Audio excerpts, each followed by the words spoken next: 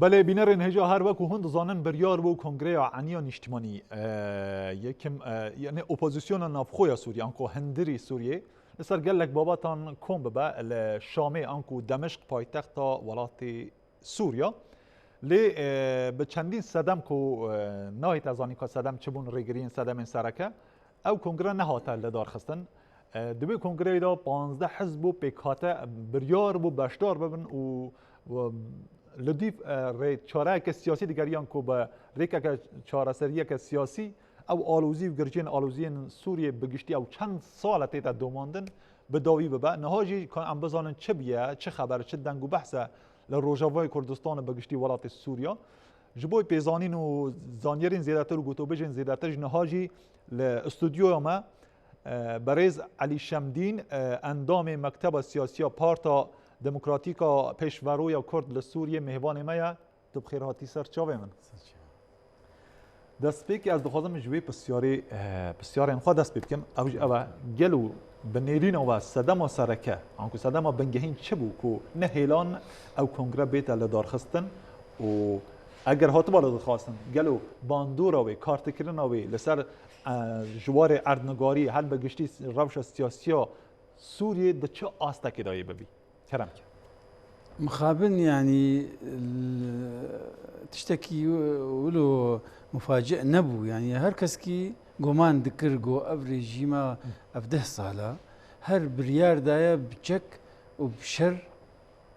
في برسا سوري جار سر بكيش بو يعني ناس كريا سر همو استان جو اف ريجيم قبول ناكي كسك تهول داني بكي جارك سياسي لسوريا ببيني نخاسم البايتخت سوريا الشام كونغرك وري بستن او كونغر بصدا خلق لي بشدار ببي و بريار بدي ب اف برسا سوري اف كريزا سوري دبي بريك اشتيانا جار سريبين يعني تشتكي باكيش تيدا نبو يعني هر كسي قومان ذكر قوي اف ريجيم قبول نكي شاشة وجي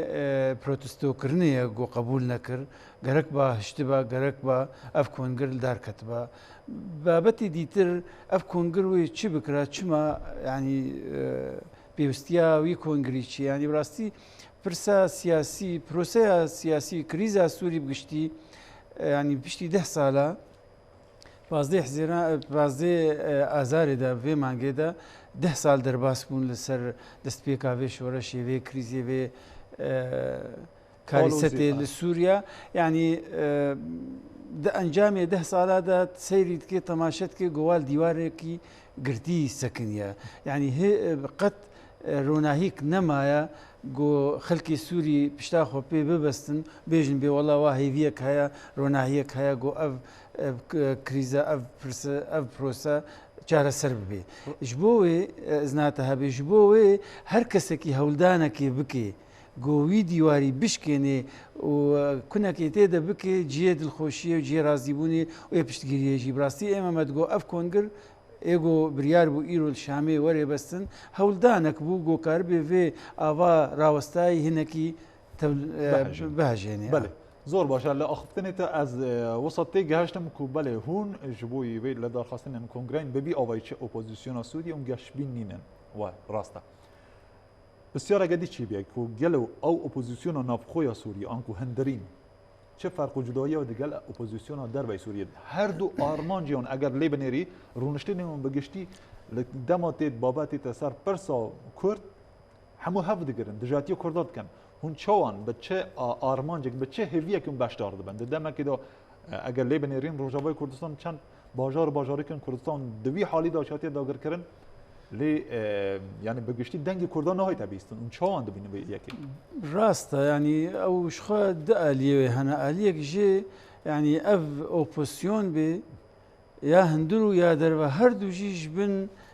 سيوانا ريجيمي دركتنا اغنا ايرو بي دوب اغنا بار بي بشتي بري 2 سالا بشك من جويسي ريجيمي بزورينا سركردايتيا اوبوزيسيون الهندرو الدربا يعني بفكري بعث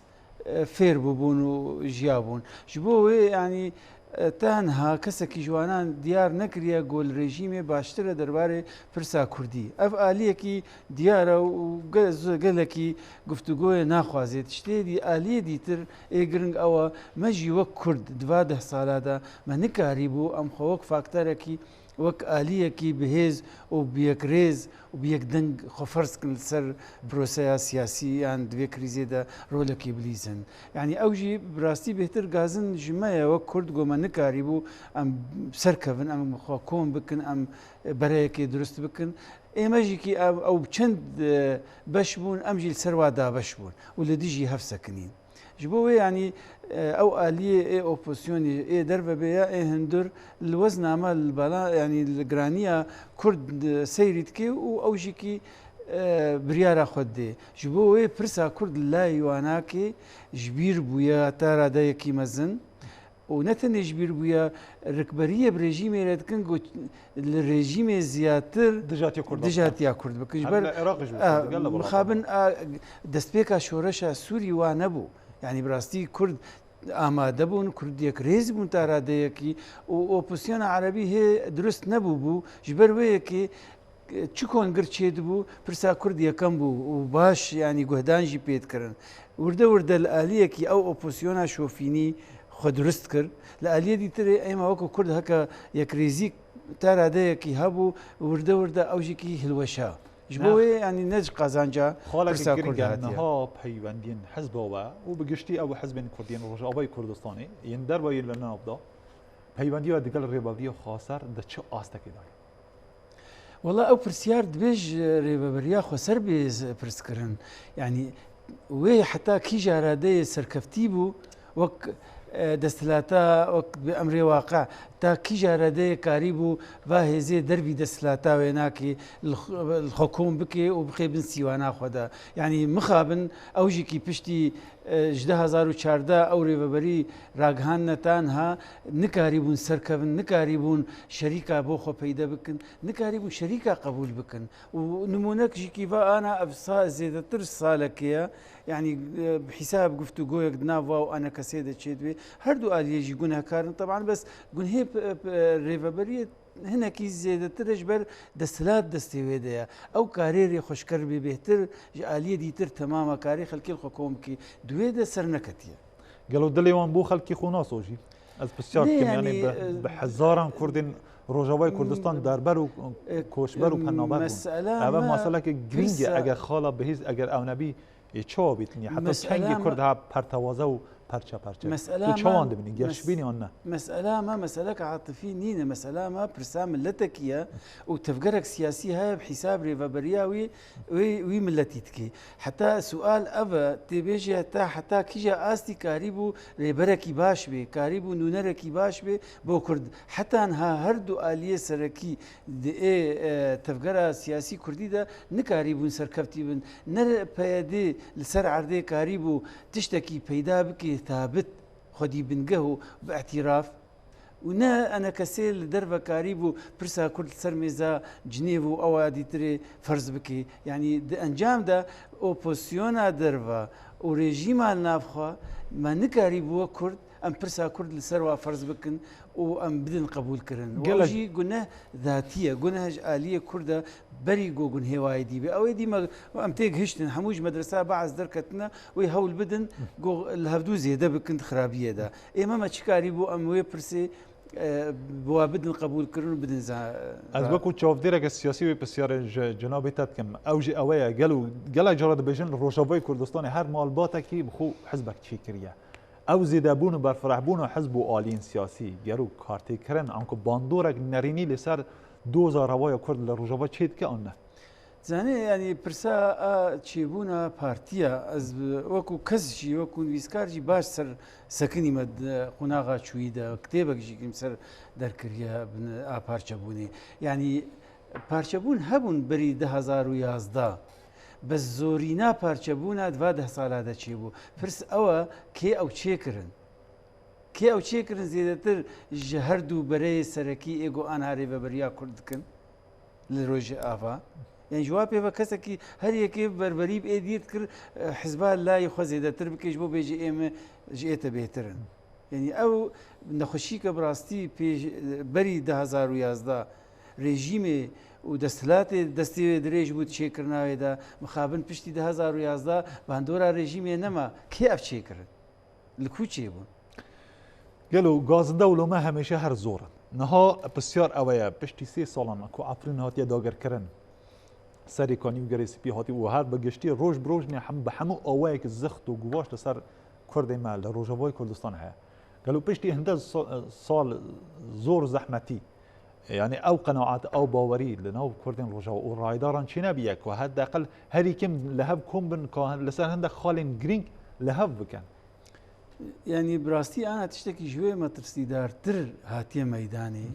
كاتي بحثا عفرین و ناوچەیەک و تورکیا داگیر کردنە بە ئالیکاریە هێزین چەکداری سەر بە ئۆپۆزیسیۆنێەوە وەختێ بەحساوێت بێ یەکسەر دەبێژن دەبێ وەڵە ڕەوشاوێ بوو ڕەوشەک ناودەوڵەتی و بچارە سەریاوێ ناودەوڵەتیە یعنی دلساریەکی چێتکن ئێدی کەس نەما فکر بکەی کارۆژێکی ئەv ناوچێ داگیرکردی وێ ڤەگەرنیانە خەلکی ئانها شەپۆلەکە مەزن چێ بوویە خەلکی بووی ئالی دەداژۆن ئەv یەک ئاد دووە یعنی شخوا بە ئامە ترسیداترە مخابن ئەف 3 ساڵە مە نکاری بووش بۆ خاتری عفرینێ وەک تەفگەرە سیاسی 5 دقیقا ئەمرونن گرێسپیژی هات و سەرێکانیەژی هات و عین عیساژی کەت بنهێرشێدا و جەزیرێ و کۆبانێ واژی بن تهدیدێنە ئەوا تمامە بڕاستی مخابن نکاری بوون مە وەک تەفگەرە سیاسی 5 دقیقا دۆرامێزەکی بدن کۆمکردن نەتەنێ ئاوە یعنی ئانها ئەگەر تەماشە بکێ لەسەر عەردێ کورد کێم بووە تغییرێک دیمۆغرافی ناوچەی کوردی چیە بووە لای ترژێکی یعنی جیهەتێک هەیە خۆتکەی ئۆپۆزیسیۆن بناوێ ئەتیلافێ بووە سیوانێک ji Tirkiye re tê wan navça ji Sûriya jî vetkê yanî ne tenê vala kir wana ser bi xwe ve jî dikê ihtilal dikê dagîr dikê û ême jî bi rastî em nikarin 10 deqa li hev dûrûnin ji bo xatirê bi rastî karîseteke yanî bêhêviyekê li cem milletê me çê dibe ji bo wê jîkî milletê me anha êgo dibin birçîbûnê û dibin metirsiya korona û nexweşiya korona da û bihabûna dolar û bêkariyê de û heta talî wê ev 10 sala wê qarewşê tehemûl dike bi hacetî çi ye bi hatê got hêvîkê li cem wî çê bike êma em wê hêviyê nadinê de ji bo wê her derfetek hebe êmayî jîkî belkî fikir bikin got derkevin yanî ême wek tevgera siyasî bi rastî heta anha heta vê kêlîkê yanî berem bê şerm bêjin me feşel aniya di rêveberiya milletê xwe de me nikarî bû milletê xwe li ser erdê bi hêvî bikin got wê rojekê rewşa wî baştir bê û me nikarî bû berevaniya pirsawî jî bikin li nav astê navdewletî yan li Şamê yan li derekî dîtirê got wek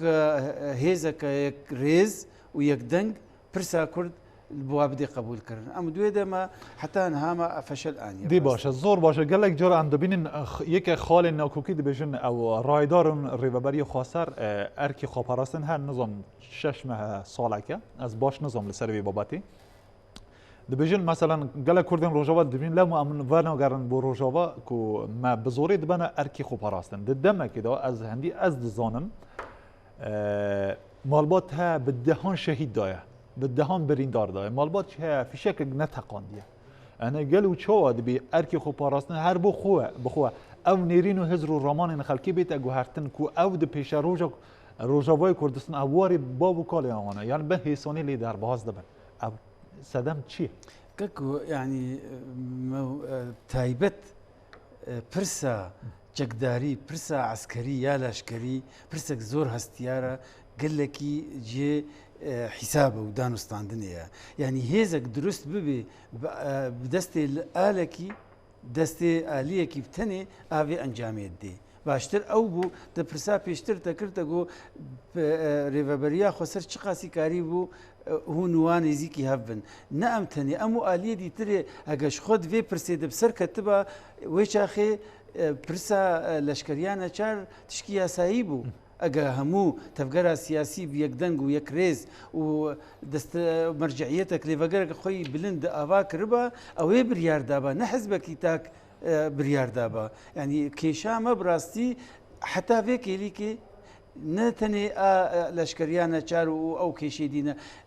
پرسامە گۆ شەریک قبول نەبوونە یعنی ئێگۆ وێرێ بە بریێ برێڤە دبن شەریکش خۆر قبول نەکردە کیژاکی لیا شەریکە قبول بکن یەکریزیە کورد دروست ببێ یەک دەنگیە کورد دروست ببێ لێڤەگەرێک چێ بێ ئەو لێڤەگەر بریارێ بدەوێ چاخێب ناوێ و ناوێتەوە ناوێ ملەتی کورد هەمووی دێ بەڵام ئانها هەر بریارێک دەردکەوێ ئالیەکی تەنەیە ئالیە دیژی قبول ناکەی ji bo wê yanî kêşa me serekî ji wê hatiye goma hevdû qebûl nekiriye em hevdû qebûl bikin evê dîtirê hemû tehsîl hasin wek bi erebî dibêjin yekser çareser dibe. بله gelek spas ji bo berêz Elî Şemdîn endamê Mekteba Siyasiya Parta Demokrata Pêşveroya Kurd li Sûriyê maşallah navêya ji gelek dirêj e dîsa tu bi xêr hatî ser çayê min bi heviya jiyanek azad her bijî.